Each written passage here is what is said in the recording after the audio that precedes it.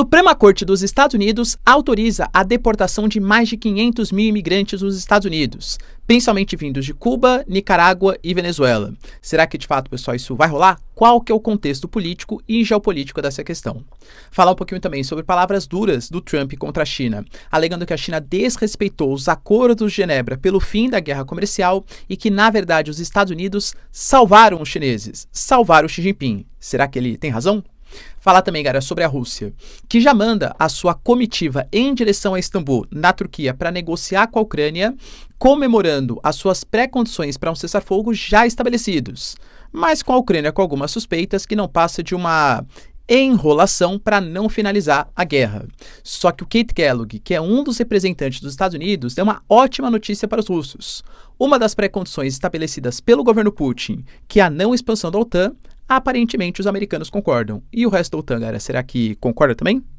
Falar um pouquinho também sobre uma matéria super importante da BBC, que mostrando que apesar das sanções contra a Rússia, hoje o Ocidente, a União Europeia, mais financia a Rússia do que exatamente a Ucrânia e 3 vezes mais. Vamos entender exatamente, né, qual que é o contexto dessa notícia aí da BBC, enquanto os Estados Unidos pretendem, pelo menos segundo o Senado americano, desmontar essa ideia de apoio ao Ocidente, colocando sanções secundárias de 500% com países que negociem com a Rússia, caso a Rússia não aceite uma proposta de paz.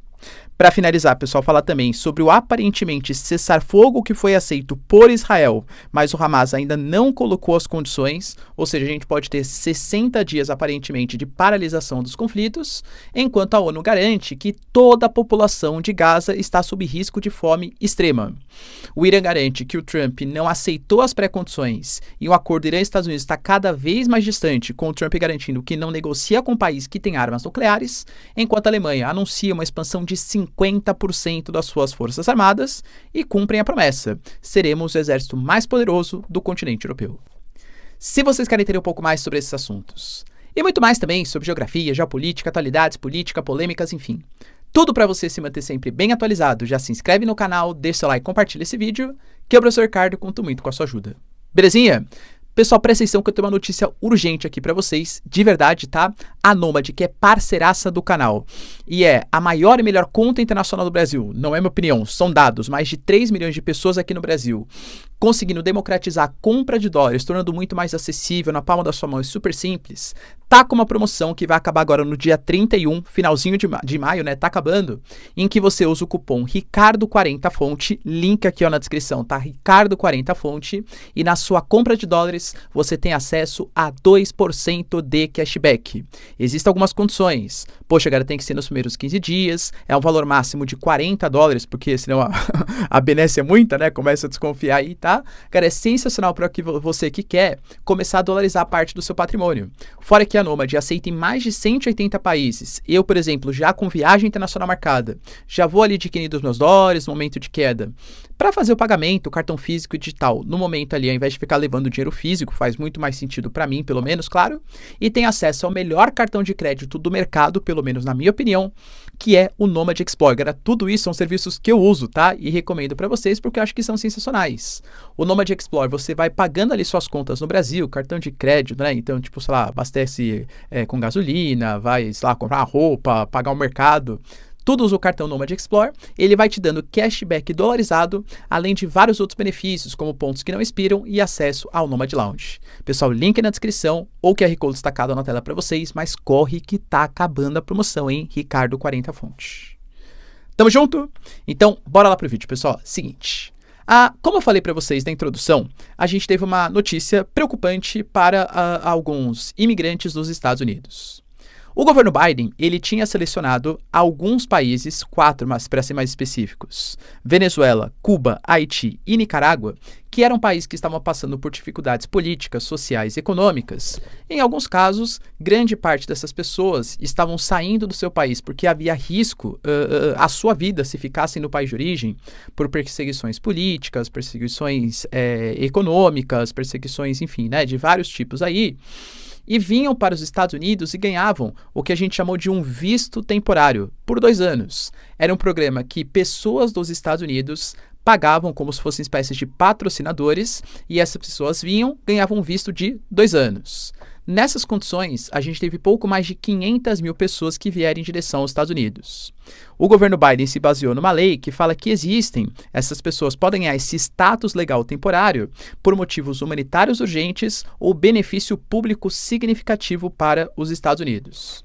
Só que o governo Trump, a gente sabe que não curte muito essa ideia, principalmente relacionado aos venezuelanos, alegando que vários deles estão ligados a gangues, treinar água e coisa que valha, né?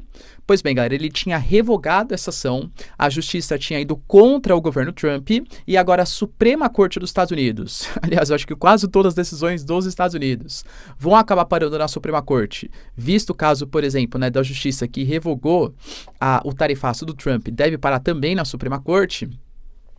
Decidiu que não, o Trump ele tem sim o direito de tomar essas ações e por isso esses mais de 500 mil imigrantes vão poder ser deportados. Só que como eles saíram do seu país de origem, e galera, convenhamos, nenhum deles mudou radicalmente a sua ideia, né? Nem a Nicarágua, nem a Venezuela, nem Cuba, por exemplo, tiveram mudanças de governos. E eles fugiram do país, alegando perseguições. Primeiro, eles alegam que não houve mudança sensível do governo, então eles vão ter que voltar para um país que continua um caos e que foi uma lei, uma revogação muito abrupta. Então, possíveis separações de pais, mães, dos seus filhos, não houve uma preparação prévia, um aviso prévio para que essas pessoas pudessem voltar para o seu país de origem. A gente pode ter uma deportação em massa em curtíssimo prazo de mais de 500 mil pessoas nos Estados Unidos. É claro que para eles é uma situação extremamente preocupante. E já que a gente está falando de briga judicial, mais uma, hein? Eu trouxe para vocês ontem, e cara, foi bem na hora que eu postei o vídeo que acabou de sair a notícia nova, né?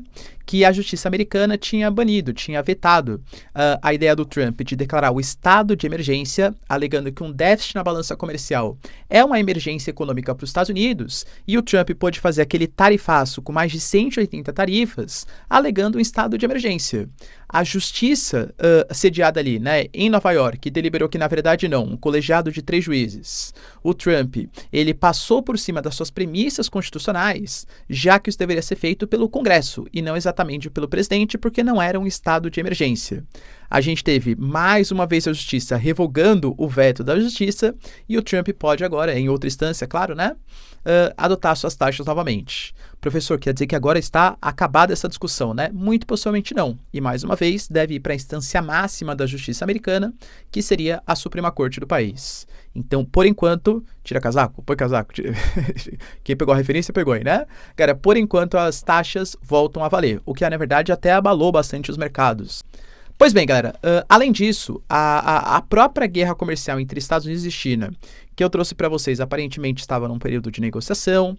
Houve uma reunião ali em Genebra, em que China e Estados Unidos concordaram em suspender as tarifas de até 245% por parte dos Estados Unidos e de 120% por parte dos chineses, para tarifas de 30% e 10%, respectivamente. Só que, segundo o governo Trump, os chineses, segundo ele, né, a má notícia é que a China, talvez sem surpresa para alguns, violou totalmente o seu acordo. As conversas Estados Unidos e China estagnaram. E aí ele aproveitou para dar aquela provocadinha na China. Como eu trouxe para vocês, a discussão da guerra comercial, ela já tinha deixado de ser uma questão econômica e passado a ser uma questão geopolítica. Poxa, o primeiro país que voltasse atrás nas taxas mostraria que a sua economia está mais fragilizada. Então, por exemplo, a China, o Trump, não, realmente, desculpa, a gente vai baixar nossas taxas. Quer dizer, então, que o Trump ele pode mandar colocar taxas, amedrontar a China e a China sai pedindo desculpas para o governo americano? Pior ainda se fosse o Trump, né? Então quer dizer que o Trump ele revogou as taxas porque achou que a China ia ter medo dos Estados Unidos, mas quem está com medo agora é o governo americano. Então seria péssimo quem baixasse a cabeça primeiro. Tem até o termo, né, que eu coloquei para vocês, que é o termo TACO, Trump Always Chicken Out, ou seja, parte da mídia americana, da população americana, falando que o Trump é um covarde, principalmente na questão das tarifas em relação aos chineses. Só que o Trump deixou muito claro que ele, na verdade, só fechou o acordo com os chineses em Genebra para salvar a China de grave perigo econômico. Ele alegou que estavam acontecendo algumas agitações civis que ele não gostou nem um pouco e ele fez o acordo para salvar a China do que seria uma situação ruim que ele não queria que acontecesse. Desculpa, galera, você pode assim, né? Pode ser a grande admirador do Trump. Mas você acha realmente que ele estava muito preocupado? Nossa, a gente colocou tarifas aqui, ó, que foram muito altas para os chineses, e a indústria chinesa começou a sentir, claro, o mercado americano é o principal, e isso é verdade mesmo, né? É o principal mercado para a economia chinesa. Então, como eu estou preocupado com possíveis agitações sociais, contestações da população, protestos da China, crise na China, China, eu vou ser bonzinho com você e eu vou baixar provisoriamente essas taxas. Para, né, galera, tá? Não é que a China não esteja sofrendo, claro que tá, que nem eu sempre falo, pô, uma guerra comercial entre as duas maiores economias do planeta, é claro que isso afeta o mundo inteiro. Mas os grandes CEOs pressionando o governo americano, será que não teve nenhuma situação? Vários estados entrando na justiça contra os Estados Unidos. Governador de Oregon, da Califórnia, alegando que ele está fugindo das suas premissas. Será que não teve pressão? Os agricultores americanos, produtores de soja, que viam risco de perder o mercado chinês para o mercado brasileiro. Será que não fizeram nenhuma pressão? Ainda mais o setor tão importante para os Estados Unidos, que é o setor agrícola, para essa parcela republicana? É claro que teve, né, galera? Então ele colocar, não, eu fiz isso para salvar os chineses. Pô, é claro que é hipocrisia, mas também, deixa eu falar, né, geopolítica é o mundo da hipocrisia. Ele vem tentando justificar essa guerra comercial com os chineses e o porquê que ele voltou atrás nas tarifas, colocando que foi apenas para salvar os chineses. Você acredita nessa ideia, galera? A China aparentemente também não gostou muito da ideia e pediu para que o Trump tivesse uma relação um pouco mais justa, mais digna, já que ontem, por exemplo, ele anunciou algumas sobretaxas em relação à exportação de peças para aviões e também produtos ligados à inteligência artificial. Já disse para vocês, galera, a guerra tecnológica entre China e Estados Unidos talvez seja até pior do que a guerra comercial. Enquanto isso, tivemos também uma boa notícia relacionada à Rússia, ou pelo menos uma notícia que pode ser boa, que é o próprio Peskov, porta-voz do governo Putin, alegando que a delegação russa, que vai discutir a segunda rodada de negociações com os ucranianos, ela está pronta. Assim, cara, a delegação russa, que lembrando, a Ucrânia não gostou, o Ocidente também não gostou, porque geralmente não foi, né? Não foi o Sergei Lavrov, a Maria Zakharova, não foi o Dmitry Medvedev, não foi o próprio Putin, cara, não foram pessoas de topo do governo russo. Foi ali o assessor do Putin, pessoas de segundo escalão, vamos colocar assim, tá? Foram fazer essas negociações. E agora, novas negociações vão acontecer no dia 2 de junho, vão acontecer novamente em Istambul. Segundo a Rússia, a discussão, como foi prometido lá no primeiro acordo, era primeiro a gente ter a troca de 1.000 prisioneiros de cada um dos lados, isso aparentemente vem sendo respeitado por Rússia e Ucrânia, e depois disso a apresentação de um memorando. Nesse memorando, a Rússia colocaria quais são as suas pré-condições para estabelecimento de um cessar-fogo e a Ucrânia faria a mesma coisa. A Ucrânia já entregou o memorando há bastante tempo na mão dos Estados Unidos, principalmente, e colocou que as suas pré-condições são um cessar-fogo total, terra, água e continente e ar, né, perdão, e que tenham vistorias internacionais de membros parceiros, possivelmente ali, né, com ação de União Europeia, Reino Unido, Estados Unidos, vendo se o acordo de cessar-fogo vai ser colocado em prática. Só que o Zelensky ele vem percebendo que talvez seja muito mais para a Rússia ganhar tempo esse entregar o memorando de futuras negociações de paz, não vai ser a comitiva aqui alternativa, depois vai negociar o Putin e tal, do que propriamente uma tentativa de fazer algum tipo de processo de paz.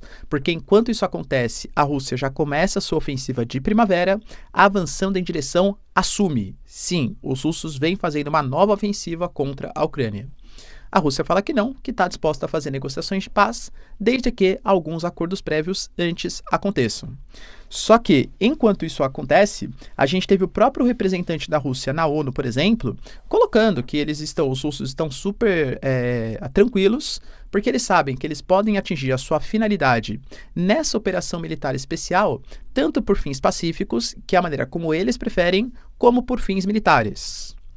Cara, muito possivelmente essa finalidade que ele acha, né, que a Rússia quer, é fazer com que a OTAN não se expanda para mais próximo da Rússia e fazer com que os territórios que forem invadidos pela Rússia continuem com os russos. Crimeia, Lugansk, Zaporizhia, Kherson, Donetsk, aparentemente é isso. E ele colocou que existe uma pré-condição para o cessar-fogo, que é que os países europeus deixem de financiar os ucranianos. Será que isso está no memorando? Possivelmente sim. Mais uma coisa que está no memorando, que é a não expansão da OTAN em direção ao leste, coisa que vem acontecendo principalmente do final da Guerra Fria, Aparentemente, os Estados Unidos concordam. E por que eu falo isso? O Keith Kellogg, que é um dos indicados pelo governo Trump para tratar do processo de negociação de paz entre Rússia e Ucrânia, e eu diria que é o mais pró-Ucrânia, porque o Steve Witkoff, ele é muito mais pró-Rússia, o Keith Kellogg, ele é mais bem aceito pelo Zelensky e o Steve Witkoff mais bem aceito pelos russos. Ou seja, é um cara supostamente mais pró-Ucrânia dos Estados Unidos que está falando. Ele falou ali, galera, com todas as palavras, que a preocupação da Rússia é legítima em relação à expansão da OTAN e que não está na agenda a entrada da Ucrânia para a organização e vários outros membros pensam assim. E de fato, né, galera, se a gente quer, por exemplo, que a Ucrânia entre para a OTAN, precisa ser um consenso entre os 32 países que fazem parte da organização. Muito possivelmente a Turquia, a própria Hungria, os Estados Unidos falaram abertamente também que não vão aceitar. O Keith Kellogg falou que não é uma preocupação somente da Ucrânia, mas também da Moldávia e da Geórgia, principalmente. E percebam, né? Ele falou que é uma preocupação legítima da Rússia. Ele falou também que ele entende e que ele acha que isso não vai acontecer, mas que a decisão final só pode ser tomada pelo Trump. Ele seria apenas um representante, mas que em nome dele, os Estados Unidos realmente não deixariam essa expansão acontecer.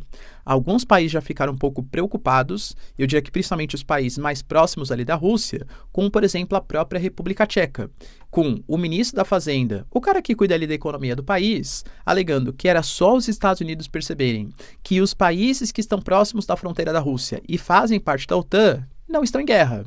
Já os países que estão próximos da fronteira com a Rússia e não fazem parte da OTAN estão em guerra.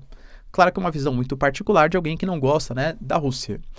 Mas, de fato, galera, aparentemente, pelo menos um dos pontos principais para a Rússia foi estabelecido sem grandes dificuldades aí pelo governo americano.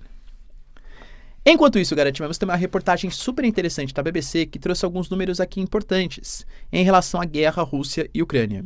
Porque a gente sabe que a União Europeia, o Ocidente como um todo, né? Claro que existem algumas exceções, tem uma postura muito mais pró-Ucrânia. E aí esperava-se que o apoio que eles dão, financeiro inclusive para a Ucrânia, fosse muito maior do que o apoio para a Rússia.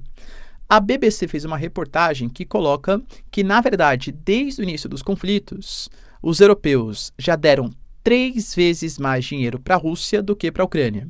Claro que é uma relação um pouco injusta, porque não é exatamente deram, né? Eles deram em troca de minerais, em troca de combustíveis. Professor, mas a Rússia não está sancionada? Ela está parcialmente sancionada. Quando a gente teve, por exemplo, o início das operações, né, da Rússia contra a Ucrânia, a gente teve Estados Unidos e Reino Unido fazendo uma proibição total de gás de petróleo, mas a União Europeia só sancionando a compra de petróleo bruto por vias marítimas. Mas quando a gente pega, por exemplo, o gás natural, continuou sendo importado. Aliás, de maneira até normal, até janeiro do comecinho de 2025.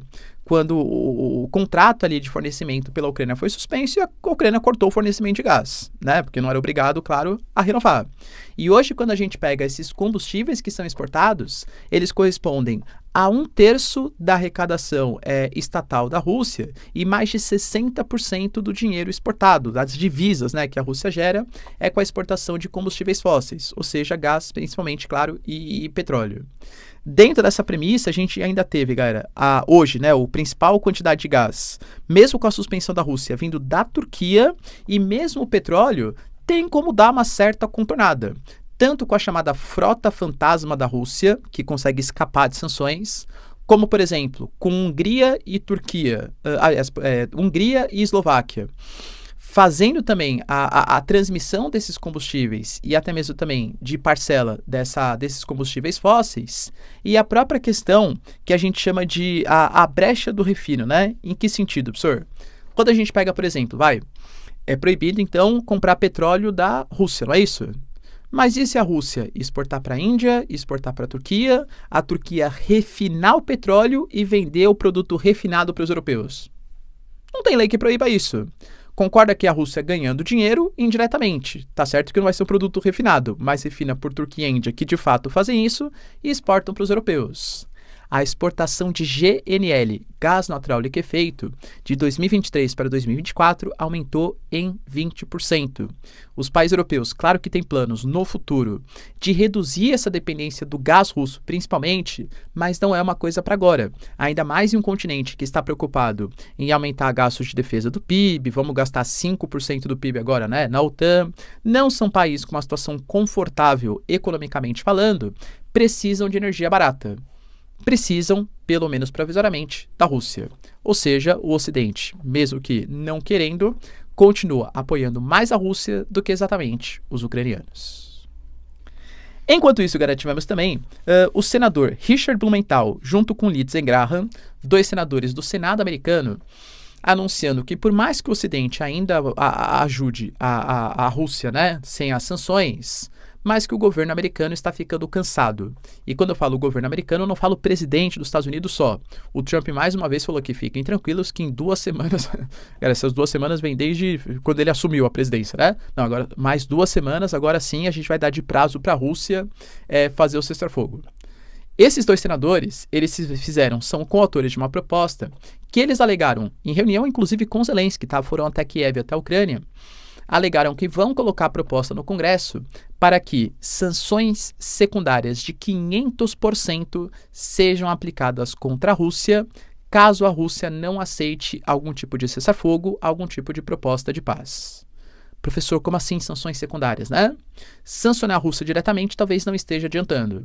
E se a gente sancionar, quem negocia com os russos? Principalmente petróleo, gás, ou seja, os combustíveis. Claro que poderia afetar completamente os europeus, é fato, tá? Mas afetaria outros países, como por exemplo o Brasil, que negocia diesel. Qual que é a ideia? A ideia de sanções secundárias é quem negociar com os russos vai ser taxado em 500% para entrar no mercado americano. Convenhamos que isso praticamente inviabiliza a entrada dos produtos no mercado americano. Então, na prática Brasil, a gente vai aplicar... Exemplo Brasil, né? Mas existem outros países, claro. A gente vai aplicar sanções secundárias. Você prefere continuar negociando com os russos e aí não negocia com os Estados Unidos porque seu produto vai ser tarifado em 500%, ou você prefere abandonar a Rússia e negociar com o mercado americano, que hoje é o 2º maior mercado consumidor do Brasil e, aliás, é o país que mais investe no território brasileiro. A cada $4 de investimentos internacionais, $1 vem dos Estados Unidos. Entende que independente de que... não, professor, mas a gente faz parte dos BRICS, a gente discorda dos Estados Unidos. Muito possivelmente, até por questão de sobrevivência econômica, o Brasil e outros vários países do mundo iriam mais para o lado americano da força. Será, galera, que essa proposta vai ser aceita pelo Senado americano? Deixa aí nos comentários. Enquanto isso, tivemos uma notícia bem importante. Aparentemente, os Estados Unidos conseguiu convencer Israel a uma proposta de cessar-fogo. Temporário, hein? Porque Israel sempre fala que o objetivo é a eliminação do Hamas e eu diria que palavras de Smotrich e Ben-Gvir vão além, deslocamento da população palestina. O cessar-fogo proposto pelos Estados Unidos e aceito por Israel, segundo o Hamas, ainda não foi aceito porque está sendo analisado minuciosamente para ver se vale a pena para os palestinos. A ideia é que durante 60 dias ia ter uma pausa com troca de prisioneiros. O Hamas liberariam 28 civis ali, israelenses, e outros 180 seriam liberados somente depois do cessar-fogo completo. Enquanto isso, Israel libertaria 1.111 prisioneiros e liberaria a entrada de ajuda humanitária no território de Gaza. Hoje existem 2 pontos de entrada, Israel fala que vai liberar o 3º, mas com certeza a ajuda não é suficiente. Uma própria agência da ONU hoje colocou que toda a população de Gaza hoje está com risco de fome extrema. A gente fala, galera, de uma chegada de ajuda humanitária que não está dando conta, um pingo no oceano, né? E isso vem aumentando a pressão internacional. Por que eu falo que o Hamas ainda não aceitou? O Hamas sabe que mesmo que esse cessar-fogo seja estabelecido, é porque o Benjamin Netanyahu quer resgatar os reféns com vida. Mas o Benjamin Netanyahu, em nenhum momento, ele fala que, não, mas os membros do Hamas vão poder continuar existindo, não, mas a gente não vai, a gente vai retirar nossas tropas e não queremos mais avançar no território de Gaza. Então, aparentemente, o Hamas vai tentar, talvez, a última chance, né? Lembrando que o Hamas, galera, é um grupo, né, complicado, no mínimo complicado, é um grupo terror, é fato, mas ele vai tentar fazer com que tenha algum tipo de solução em que os palestinos não sejam obrigados a ser deslocados do território de Gaza. Para finalizar, pessoal, a gente teve também o governo Trump negociando, hoje na sexta-feira, né, a quinta rodada de negociações Estados Unidos e Irã, e que aparentemente não acabou nada bem, segundo o próprio ministro das Relações Exteriores do Irã e segundo palavras do Trump. O Irã mesmo colocou, galera, que a ameaça do Trump de destruir as instalações nucleares está além do aceitável e terá severas consequências. Colocou que se os Estados Unidos querem uma solução diplomática, eles devem abandonar a linguagem de ameaças e sanções. Até porque o Trump hoje, ele anunciou que ele não negocia com países que têm armas nucleares. Para quem não sabe o que está rolando, né? Estados Unidos e Irã estão tentando fazer uma política de reaproximação e o Irã já concordou em abandonar o seu urânio enriquecido acima de um limite aceitável e abrir o seu país para vistorias internacionais da própria AIA, Agência Internacional de Energia Atômica, que é ligada à ONU. Só que o Irã não aceita abrir mão do seu programa nuclear, alegando que o seu programa nuclear permite importantes avanços não só em questões militares, mas também em questões civis, seja questão energética, questão medicinal. Os Estados Unidos falam que não, que o Irã deveria abandonar completamente o seu programa nuclear. Como não temos importantes avanços e Israel está querendo e fica ameaçando a atacar as instalações nucleares iranianas, talvez os americanos também se cansem no futuro próximo e combinem e corroborem essa ideia de Israel de praticar um grande ataque. E para finalizar, pessoal, a gente teve também a Alemanha anunciando, pelo menos segundo o chefe das Forças Armadas da Alemanha, um plano ousado. O Friedrich Merz, ele já tinha falado que ele pretende, com seu novo pacote de 200 bilhões de euros, somado a um pacote antigo de 100 bilhões de euros, retomar o Boris Pistorius, não para esse ano, mas para o ano que vem, o alistamento militar obrigatório, como já foi no passado da Alemanha. A Alemanha quer ser o principal exército do continente europeu, quer reforçar o seu hard power, e até os recentes acordos entre Kiev e a Alemanha vêm nesse sentido, porque a Alemanha se comprometeu em produzir mísseis de longo alcance junto aos ucranianos e autorizou os caras a atirarem no território russo. Se for comparar com o Olaf Scholz, que tinha até medo quase de falar o nome Putin, pô, uma mudança bem sensível, né? E dentro dessa premissa de aumento dos gastos, a Alemanha se comprometeu em aumentar em 50% o número do seu exército. Boris Pistorius fala que de 180 mil militares que existem hoje, passariam para 260 mil. Não chega a ser 50%, né, porque aí seria 270 mil, mas é muito próximo disso. Ou seja, a Alemanha, além do seu soft power, influência econômica, influência cultural, também quer resgatar o seu poderio militar e ser a maior potência militar do continente europeu. Beleza, pessoal? Deu para entender os principais acontecimentos? Se vocês curtiram o vídeo, então, já deixa o like, se inscreve no canal. Tamo junto e ótimo final de semana para vocês. Beijos, abraços e tchau, tchau.